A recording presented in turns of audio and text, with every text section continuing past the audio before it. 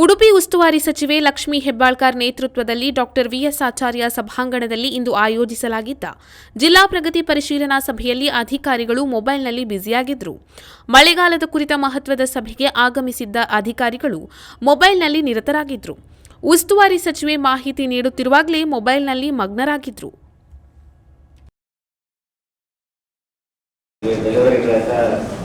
Institutional delivery ಯಾವುದೂ ಇಲ್ಲ.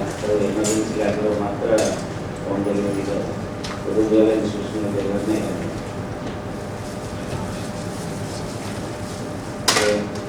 Leprosy ಇದುವರೆಗೂ ಈ 2 ತಿಂಗಳಲ್ಲಿ 2 ಕೇಸ್ಗಳಾಗಿದೆ. ಅದೊಂದು ಟ್ರೀಟ್ಮೆಂಟ್ ಆಗ್ತದೆ. ಅದೇ ರೀತಿ ಮಲೇರಿಯಾ 1 ಕೇಸ್ ಬಂದಿದೆ. ನಾವು ಹೊರರಾಜ್ಯ